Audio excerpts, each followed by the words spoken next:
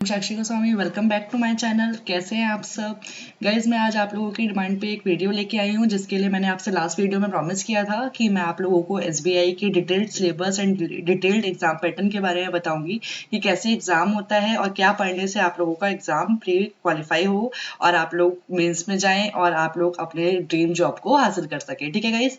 तो आज मैंने इस वीडियो को स्टार्ट करने से पहले एक मोटिवेशनल कोट आप लोगों के लिए लेके आया है, क्योंकि मैं चाहती हूँ कि आप लोग को इनर मोटिवेशन आए और आप लोग का ये जो आप लोग का एक ड्रीम जॉब है, जो कि बैंक्स में अगर बैंकर बनना चाहते हैं और उसके लिए एसबीआई का जॉब बहुत मैटर करता है, तो इसलिए मैं आप लोगों के लिए एक मोटिवेशनल कोट लेके आई हूँ। इस कोट का मतलब है it's your time to shine. इसका मतलब है गाइस कि आप लोगों के लिए हाई टाइम है कि आप लोग अपने प्रिपरेशन स्टार्ट करें और अपने जो जॉब आप लोग चाहते हैं अपने लिए, जो आप लोग अपने लिए एक रेपुटेशन है वो आप हैं समाज में, वो आप लोग हासिल कर पाए। ठीक है?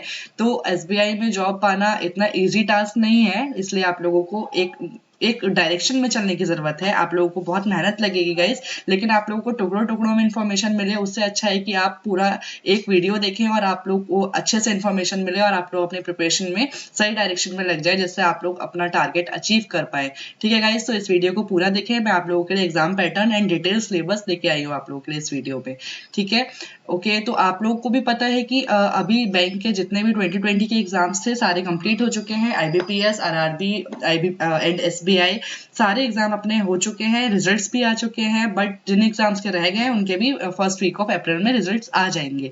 ओके, तो अब आपके लिए हाईली आप एक्सपेक्ट कर सकते हैं कि आप लोगों की वैकेंसीज आना शुरू हो जाएंगी और आप लोगों को पता नहीं चलेगा गाइस कि नोटिफिकेशन आ जाएगा और विद इन अ मंथ आप लोग का पेपर हो जाएगा। तो आप लोगों के पास ज्यादा टाइम नहीं है, इसलिए मैं आप लोगों को हर वीडियो में यही कह के मोटिवेट कर रही हूँ कि आप लोग अभी से लग जाए। ठीक है गाइस? कि कल होली है, होली अच्छे से सेलिब्रेट करें, उसके बाद से लगिएगा। परसों से आप लेकिन अपने लिए एक टाइम टेबल बना लें और अपने प्रिपरेशन सही डायरेक्शन में स्टार्ट करें। ठीक है गाइस? तो मैं आप लोगों के लिए जो लेके आई हूँ सिलेबस और एग्जाम पैटर्न उसके आपको बताती हूँ। ठीक है? तो SBI PO प्री, इसका एग्जाम पैटर्न की हम बात करेंगे आज की वीडियो में। तो SBI PO प्री में क्या होता है कि 3 सब्जेक्ट आते हैं आपका, इंग्लिश, रीजनिंग एंड क्वांट। ठीक है? तो आप इंग्लिश की बात करें, इंग्लिश में आते हैं आपके 30 क्वेश्चंस 30 मार्क्स के, 20 मिनट्स मिलते हैं आपको। रीजनिंग में क्या होता है 35 क्वेश्चंस 35 मार्क्स 20 मिनट्स, इसके लिए भी मिलते हैं। एंड क्वांट में 35 क्वेश्चन 35 मार्क्स 20 मिनट्स सेम। अब 20 मिनट्स का क्या है कि 20 मिनट्स आपको ईच सब्जेक्ट के लिए मिलते हैं। आपका लॉक रहता है 20 मिनट के लिए। आपका एक साइड जो मान लीजिए इंग्लिश का आपका खुला है पहला पेपर, तो 20 मिनट के लिए आपको इंग्लिश ही आपकी स्क्रीन पे शो होने वाला है। उसमें चाहे आपको क्वेश्चन आ रहे हैं चाहे नहीं आ रहे हैं, आपको 20 मिनट्स ही मिलने वाले हैं गाइस। आप उसमें ये नहीं कि रीजनिंग जाके देख सकते हैं, पॉइंट नहीं। पहले ऐसा होता था कि आपको 60 मिनट आपको ओवरऑल के लिए मिलते थे, आप कुछ भी आपका जो मन है आप पहले उसको करिए एंड आगे बढ़िए। बट अब ऐसा नहीं है, इसलिए आप लोग को ध्यान रखना पड़ेगा कि आपको ईच सब्जेक्ट के लिए 20 मार्क्स ही मिलने हैं, 20 मिनट्स ही मिलने हैं, सॉरी। तो अब 1 क्वेश्चन 1 मार्क कैरी कर रहा है। ओके, तो अगर आपके एवरी राइट आंसर पे आपको 1 मार्क मिल जाएगा, लेकिन अब क्या है कि नेगेटिव मार्किंग भी मैटर करती है। अगर आपका एक ठीक है तो आपको 1 मार्क मिल गया, लेकिन अगर आपका ठीक नहीं है गाइज, एक क्वेश्चन आप अगर गलत कर रहे हैं तो 0.25 आपका नेगेटिव चला जाता है, जो कि एक गलत हो जाता है। आप लोगों का कट ऑफ 0.25 से भी छट जाता है। जीरो मतलब पॉइंटों से नंबर छट रहे हैं, क्यों? क्योंकि नेगेटिव मार्किंग के जाने के चांसेस रहते हैं। इसलिए आपको जितना आपसे बन पाता है, जिसमें आप 100% श्योर है, उसी क्वेश्चन को टारगेट करें, उसी क्वेश्चन को वहां पे करके आए, जिससे आप लोग जो ये कट ऑफ जा रहे हैं उसको आप लोग अचीव कर पाए और अपना प्रीलिम्स क्लियर कर पाए। अब मैं जैसे कि कट ऑफ की बात करती हूँ, तो आउट ऑफ 100 प्रीलिम्स का पेपर 100 मार्क्स का होता है, 100 क्वेश्चंस आते हैं, 60 मिनट आपको मिलते हैं और ईच सेक्शन 20 मिनट्स का डिवाइड होता है। तो आउट ऑफ 100 में आपको कट ऑफ बताती हूँ कि प्रीलिम्स की कितनी गई थी इस बार 2020 में।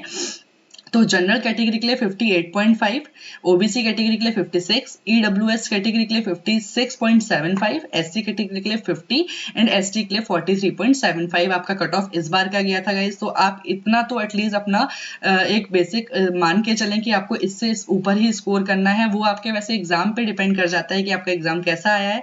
आपको सबसे बड़ी बात होती है प्री में स्पीड एंड एक्यूरेसी मेंटेन करके चलना गाइस। तो आप लोगों के लिए इसके लिए आपको बहुत प्रैक्टिस की जरूरत है। तो आप लोगों को जब तक सिलेबस ही नहीं पता होगा आप लोग कैसे करेंगे आगे। तो अब आते हैं हम लोग सिलेबस की बात करते हैं। तो detailed syllabus of SBI PO English का सिलेबस की हम बात करते हैं।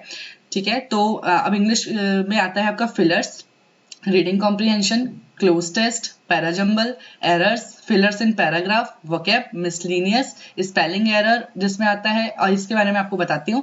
बट आप लोगों को मैं फिलर्स के बारे में बताती हूँ। आप लोग के दिमाग में आ रहा होगा कि फिलर्स आपने 2 जगह लिखा है मैम, तो फिलर्स का क्या है कि यहाँ सिंपल फिलर्स लिखने का मेरा मेन मोटिव है, मैं आपको बताती हूँ एज अ मार्कर की हेल्प से, जिससे आप लोग को अच्छे से क्लियर हो जाए।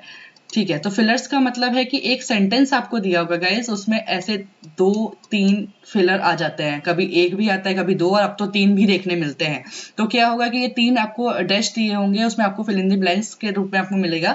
आपको 5 ऑप्शन दिए होंगे, उसमें से जो ऑप्शन आपका पूरा फुलफिल कर रहा होगा, सारा क्राइटेरिया आपका सेंटेंस सही बना रहा होगा, वो आपका आंसर हो जाएगा।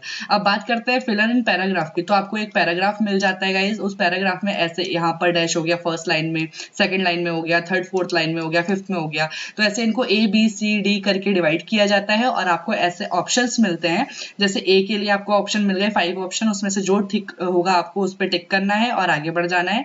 तो ये होता है आपका फिलर्स इन पैराग्राफ। अब वोकैब मैंने क्यों लिखा है, वोकैब डायरेक्ट नहीं आता है अब बैंक्स के एग्जाम में, लेकिन क्या है इसका रोल बहुत मेजर है फिर भी, क्योंकि ये 1 मार्क कैरी करता है, जैसे कि मैंने आप लोगों को बताया। तो रीडिंग कॉम्प्रिहेंशन में आता है वोकैब। जैसे मान लीजिए कि आपकी 6 to 7 मार्क्स का रीडिंग कॉम्प्रिहेंशन आ गया। अब रीडिंग कॉम्प्रिहेंशन में क्या है कि 4 मार्क्स तक का या 5 मार्क का आप लेके चल दीजिए कि रीडिंग कॉम्प्रिहेंशन से रिलेटेड आता है। बट क्या होता है कि लास्ट में 6 to 6 मतलब 2 क्वेश्चन आप मान लीजिए 6 and 7 नंबर के क्वेश्चंस कि आ गए आपके, उसमें पूछ लेगा आपका रीडिंग कॉम्प्रिहेंशन में आपका दे रखा होगा बोल्ड या अंडरलाइन पार्ट। अब वो वहां पे पूछ लेगा कि आपका बोल्ड या अंडरलाइन पार्ट का साइनो क्या है, साइनोनिम्स और एंटोनिम्स क्या है, तो वो वहां पर आपकी वोकैब चेक की जाती है। तो वोकैब आपके लिए मैटर करती है। इसके लिए मैं आप लोगों को यही बोलूंगी कि वोकैबुलरी पे आपकी पूरी अच्छी तरीके से पकड़ होनी चाहिए ही चाहिए। अब मिसलिनियस की बात करते हैं, स्पेलिंग एरर। स्पेलिंग एरर में तो आप समझ में आ रहा होगा स्पेलिंग एरर के नाम से ही कि आपको स्पेलिंग्स वर्ड उसमें लाइंस में दिया होगा, उसमें आपको स्पेलिंग में जिसमें एरर है उस पर आपको टिक करना है कि आपकी ये वाली स्पेलिंग गलत है। अब मैचिंग की बात करते हैं गाइस। तो मैचिंग जैसे हम लोग कर चुके हैं बचपन में, तो मैचिंग बचपन वाली नहीं, बस आप उसे थोड़ा सा बड़ा समझ लीजिए। जैसे एक साइड आपका हो गया ABC एंड एक साइड हो गया आपका DE एंड F। ओके, तो अब पहले होता था कि हमें बचपन में वर्ड्स मिलते थे, ठीक है। अब क्या होता है कि आपको पूरा पूरा सेंटेंस मिलता है गाइस। ओके, पूरा पूरा सेंटेंस है। अब इस सेंटेंस से मान लीजिए A वाला सेंटेंस आपका E से मिल रहा है या F से मिल जा रहा है, समझिए। तो उसमें क्या है, आपको ग्रामेटिकली भी देखना है और ये भी देखना है कि सेंटेंस जो बन रहा है तो उसका कुछ मीनिंग है, मतलब मीनिंगफुल सेंटेंस आपको बनाना है, ठीक है। मान लीजिए आपका A का E से भी मिल रहा है, A का F से भी मिल रहा है, तो आपका ऑप्शन होगा कि A E से मैच हो रहा है, B C से मैच हो रहा है, D से हो रहा है, तो आपका जो ऑप्शन ठीक होगा आपको उसको करेक्ट करना है और आगे बढ़ जाना है सिंपली। अब आता है करेक्ट ऑर्डर ऑफ वर्ड, ठीक है। करेक्ट ऑर्डर ऑफ वर्ड का मतलब क्या होता है वो आप समझ ही रहे होंगे, करेक्ट ऑर्डर ऑफ वर्ड, ठीक है। तो इसका है कि एक लाइन आपको दी होगी, उसमें ABCD मतलब 4-5 वर्ड लिखे होंगे उस सेंटेंस में, और वो उनको आगे पीछे लिखा गया होगा, उनका ऑर्डर ठीक नहीं होगा। उसका ऑर्डर ठीक करके आपको सेंटेंस को मीनिंगफुल बनाना है और आपको उस क्वेश्चन का आंसर टिक करना है। मतलब ABCDE लिखा होगा, BACDE लिखा होगा, जो भी आपका ऑर्डर ठीक होगा उसको आपको करेक्ट करना है और आगे बढ़ जाना है उसको टिक करके। ओके, अब हम लोग आते हैं रीजनिंग के सिलेबस पे गाइस। तो रीजनिंग का सिलेबस है कि फर्स्ट नंबर पे मैं आपको पजल और सिटिंग अरेंजमेंट, मैंने ये 2 आगे इसलिए लिखे हैं क्योंकि हम बात कर रहे हैं SBI PO की।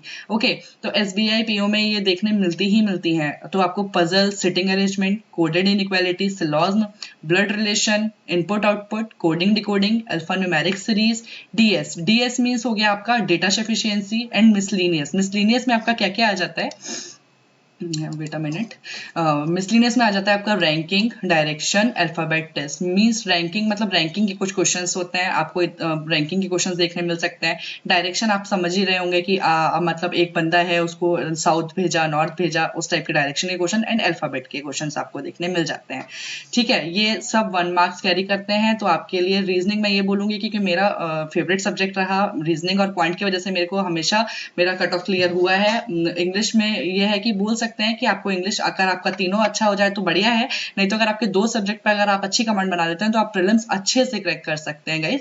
तो इसलिए आपको ये डिसाइड करना पड़ेगा कि आपको अपनी स्टडी के थ्रू कि आपका कौन सा सब्जेक्ट आपका स्ट्रॉन्ग है। ओके, ठीक है। अब हम बात कर लेते हैं क्वांट की।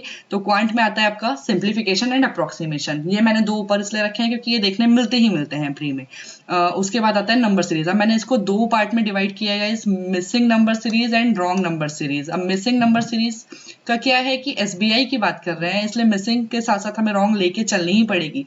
मिसिंग को एक इजी बोल सकते हैं, क्योंकि उसमें क्या होता है कि आपको ऐसे नंबर दे देते हैं कॉमे कॉमे की फॉर्म में, एंड लास्ट वाले नंबर पे आपका क्वेश्चन मार्क लगा देते हैं और पूछ लेते हैं कि क्या हो रहा है। तो क्या होता है कि सेम पैटर्न जो फॉलो हो रहा होता है, मान लीजिए +2 +4 +6, तो आप समझ जाएंगे कि +8 ही हो रहा होगा नेक्स्ट में। इतना ईजी आता नहीं, मैं आप लोगों को एक एग्जाम्पल देके समझा रही हूँ।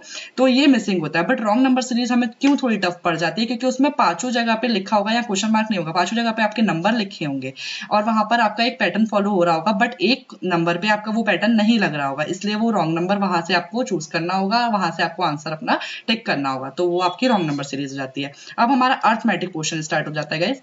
तो अर्थमेटिक में आपका profit loss, time and work, time and distance, pipe and system. अब बाकी मैं दूसरी साइड पे आ जाती हूँ।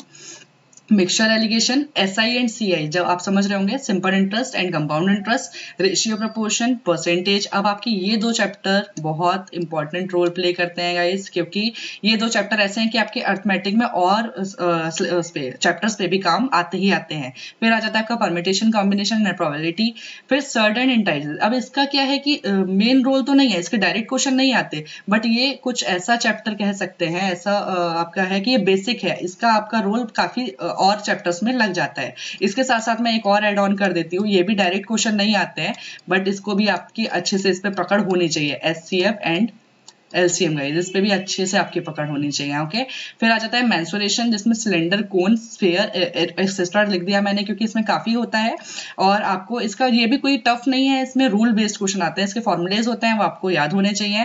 And most important topic is data interpretation, जो कि आपको pre as well as mains में भी देखने को मिलता ही मिलता है, बट प्री में ये उतना टफ लेवल नहीं आता है। अगर आपकी अर्थमेटिक के पोर्शन पे अच्छी पकड़ है तो आप इसको अच्छे से कर ले जाते हैं, ठीक है, उतना हार्ड देखने को नहीं मिलता है, ठीक है। तो अब मैंने आपसे बात कर ली है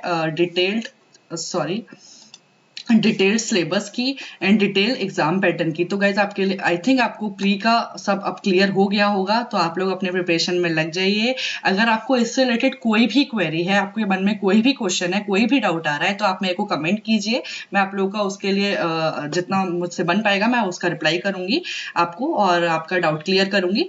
और गाइज अगर आप लोग कोई वीडियो पसंद आया हो तो आप इसको अपने फ्रेंड्स में शेयर कीजिए और सब्सक्राइब कीजिए, मेरे चैनल को लाइक कीजिए, जिससे मुझे मोटिवेशन मिले और मैं आप लोगों के लिए ऐसे वीडियोस और लाऊं जिससे आपको बहुत हद तक हेल्प मिले। Thank you guys and happy Holi to all.